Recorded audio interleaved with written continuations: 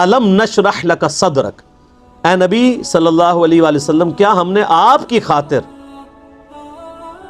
آپ کا سینہ کشادہ نہیں کیا؟ ایک تو ویسے ظاہری معنی بھی درست ہے کہ آپ علیہ السلام کا شق و صدر والا واقعہ بھی 2 دفعہ ہوا ہے، ایک دفعہ بچپن میں اور ایک دفعہ معراج کے موقع پر۔ صحیح بخاری اور مسلم میں آتا ہے آپ علیہ السلام کا سینہ چاک کیا گیا، دل نکالا گیا اور دل میں سے خون کا ایک لوتھڑا حضرت جبرائیل نے ریموو کیا، ایک سونے کا تشت جنت سے لے کے آئے تھے جس میں زمزم تھا۔ آپ زمزم کی امپورٹنس دیکھیں کہ برتن سونے کا جنت سے آیا ہے، لیکن پانی جس میں حضور کا دل دھویا گیا ہے وہ زمزم ہی ہے۔ پوائنٹ ٹو بی نوٹڈ، جنت سے پانی نہیں آیا، یہ زمزم کا پانی۔ پھر آپ علیہ السلام کا سینہ مبارک سی دیا گیا اور صحابہ کہتے ہیں ہم نے سلائی کے نشان آپ کے جسم پہ دیکھے ہیں۔ ایک تو وہ سینہ کھولنا ہے، اور ایک اس کا معنی وہ ہے جو لٹریچر کی لینگویج میں لیا جاتا ہے، کہتے ہیں نا کہ جی میرا سینہ اللہ نے کھول دیا ہے، جیسے قرآن حکیم میں بھی آتا ہے کہ اللہ تعالیٰ جس کے ساتھ بھلائی کا ارادہ فرماتا ہے اس کا سینہ اسلام کے لیے کھول دیتا ہے، یعنی اس کو شرح صدر کہتے ہیں۔ یہ شرح صدر کی جو ٹرم ہے وہ یہیں سے نکلی ہوئی ہے نا، شرح صدر، کھلنا سینے کا، یعنی بات سمجھ آ جانی۔ وَوَضَعْنَا عَنْكَ وِزْرَكَ، اور ہم نے آپ سے بھاری بوجھ اتار دیا، الَّذِي أَنْقَضَ ظَهْرَكَ، وہ بوجھ جس نے آپ کی پیٹھ کو بوجھل کر رکھا تھا۔ وہ بوجھ کون سا ہے؟ دعوت و تبلیغ کا۔ بڑی ٹینشن آپ نے لی کہ ظاہر ہے کہ میرے ذمے پہ بڑی ذمہ داری ہے میرے کندھوں پر، جو بخاری مسلم میں حدیث ہے آپ علیہ السلام پہ پہلی وحی نازل ہوئی، سیدہ خدیجہ سلام اللہ علیہا کے پاس آئے اور کہا مجھے جو ہے وہ کمبل اڑا دو، اور کب کبھی طاری ہوگی کہ اتنی بڑی ذمہ داری ہے میرے اوپر۔ تو حضرت خدیجہ نے کیا کہا کہ اللہ تعالیٰ کبھی آپ کو بے یار و مددگار نہیں چھوڑے گا، آپ مہمان نوازی کرتے ہیں، غریبوں کے کام آتے ہیں، حاجت مندوں کی حاجت پوری کرتے ہیں، تو اللہ بھی آپ کی حاجت پوری کرے گا۔ اور وہ سارا کچھ آ گیا، دیکھ لیں اللہ نے فرمایا الم یجدک یتیما فآوی ووجدک ضالا فہدی ووجدک عائلا فاغنی، یہ سب کچھ اللہ نے پھر کیا نا۔ تو پھر اللہ تعالیٰ نے آپ کو مخلص ساتھی دیے جنہوں نے آپ کے ساتھ ہر مشکل وقت میں کھڑا ہوئے۔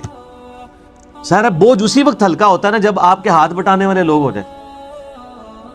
سب سے پہلے آپ کو گھر سے سپورٹ مل گئی جناب ابی طالب کی، اور آپ کے دوسرے جو چچا تھے حمزہ ابن عبد المطلب کی، چچا عباس کی، اگرچہ یہ لوگ اس وقت مسلمان نہیں تھے، بعد میں مسلمان ہوئے، لیکن سپورٹ تھی۔ اور مولا علی کی سپورٹ، اس وقت تو خیر سیدنا علی چھوٹے تھے، لیکن بعد میں ظاہر ہے کہ وہ بھی ایک سپورٹ اس حوالے سے تھی۔ پھر آپ کے قریبی ساتھیوں میں سے حضرت ابوبکر صدیق رضی اللہ تعالیٰ عنہ، ان کی سپورٹ تھی، عبد الرحمن بن عوف، سعد بن ابی وقاص، یہ سب وہ لوگ تھے جو چھوٹی عمر میں نبی علیہ السلام کے ساتھ اٹیچ ہو گئے۔ وَرَفَعْنَا لَكَ ذِكْرَكَ، اور اے نبی ہم نے آپ کی خاطر آپ کے ذکر کو بلند کر دیا۔ کیسا بلند ہوا ہے؟ دنیا میں کوئی جگہ ایسی نہیں ہے، کوئی وقت ایسا نہیں ہے کہ جہاں پر اللہ کے ذکر کے ساتھ نبی علیہ السلام کا ذکر اذان کی شکل میں نہ ہو رہا ہو، نماز میں درود شریف نہ پڑھا جا رہا ہو۔ پوری نماز ہی آپ علیہ السلام کا بھی ذکر ہے۔ جب آپ کہتے ہیں اہدنا الصراط المستقیم، تو صراط المستقیم کون سا ہے؟ نبی صلی اللہ علیہ وسلم کا راستہ۔ درود شریف میں تو ڈائریکٹ آپ علیہ السلام کا نام آ جاتا ہے، اس کے علاوہ بھی ہر وقت آپ علیہ السلام کا ذکر۔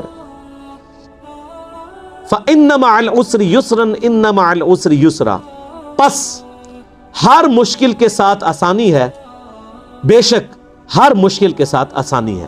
ایک ہی آیت کو 2 دفعہ ریپیٹ کیا، یہ بڑی اہم ترین آیت ہے۔ ہر مشکل کے ساتھ آسانی ہے، ایک معنی اس کا یہ ہے کہ مشکل آئے گی چلی جائے گی، پھر آسانی کا وقت بھی آ جائے گا۔ دیکھیں نا، ایک وہ وقت تھا کہ آپ علیہ السلام رات کے اندھیرے میں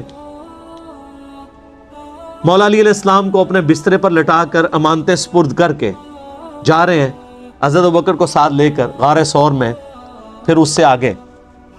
اس وقت آپ علیہ السلام نے کیا کچھ آپ کے دل پہ خیال آ رہا ہوگا کہ میری قوم نے مجھے اس طریقے سے نکال دیا ہے، لیکن اللہ تعالیٰ نے